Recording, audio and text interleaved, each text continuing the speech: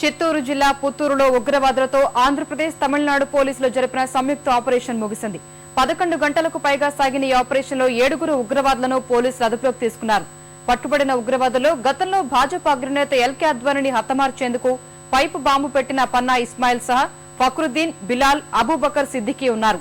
అదుపులోకి తీసుకున్న వారిలో 3 పిల్లలు ఉన్నారు. పట్టుబడిన ఉగ్రవాదులు తమిళనాడులోని తిరుమంగళం వద్ద బాంబు పెట్టిన కేసులో నిందితులుగా ఉన్నారని కౌముది వెల్లడించారు. వెల్లూరులోని ఇలిపియప్పన్, ఆడిటర్ రమేష్ హత్య కేసులోనూ నిందితులు కూడా ఉన్నారన్నారు.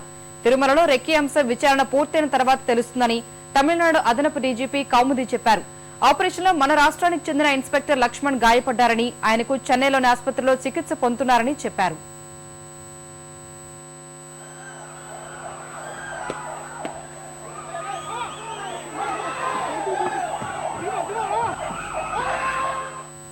పుత్తూరులో తమిళనాడు, ఆంధ్రప్రదేశ్ పోలీసులు నిర్వహిస్తున్న ఆపరేషన్ పై మరిన్ని వివరాలు మా ప్రతినిధి రాయుడు అడిగి తెలుసుకుందాం.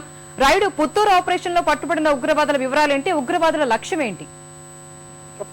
ఇప్పటికే పుత్తూరులో ఉగ్రవాదులు తలదాచుకున్న ఇంటిపై ఆక్టోపస్ ఆపరేషన్ విజయవంతంగా పూర్తి చేయడం జరిగింది. 5 ఉగ్రవాదులు తలదాచుకున్న దాదాపుగా ఉదయం తెల్లవారుజాము 3:30 నుంచి మధ్యాహ్నం 2:30 వరకు కూడా ఈ ఆపరేషన్ సాగింది. అలాగే స్థానిక పోలీసులు అలాగే తమిళనాడు పోలీసులు ముందుగా ఈ ఆపరేషన్ నిర్వహించడానికి కూడా ఏర్పాట్లు చేసుకున్నారు. అయితే పరిస్థితి విషమించడంతో ఆక్టోపస్ గ్రామ దళాలు రంగంలోకి దిగారు.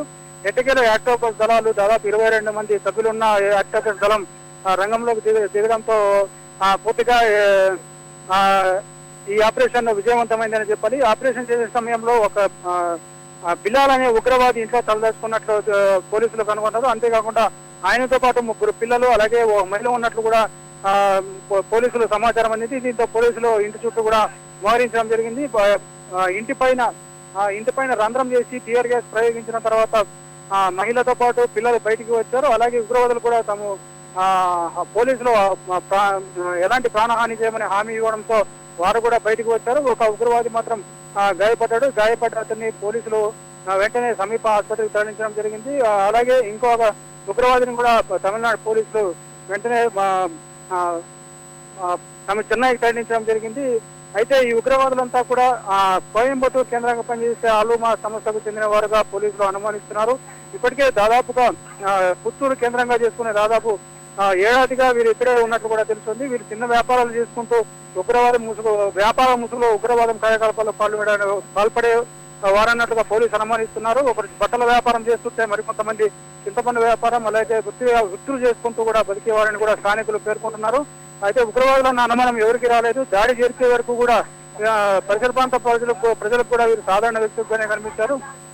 అయితే ఒక్కసారిగా పోలీసులు దాడి జరగడంతో పుత్తూరులో ఈ మేదర వీధి కానీ గేటు వీధి కానీ పూర్తిగా భయాందోళనకు గురయ్యాయి. పూర్తిగా ప్రజలంతా పోలీసులు అప్రమత్తం చేశారు. దాదాపుగా 100 ఇళ్లకు పైగా ఈ ప్రాంతాల్లో తాళాలు వేసుకుని వెళ్లిపోవడం జరిగింది. అయితే ఎట్టకేలకు పోలీసులు విజయవంతంగా ఈ ఆపరేషన్ పూర్తి చేశారు.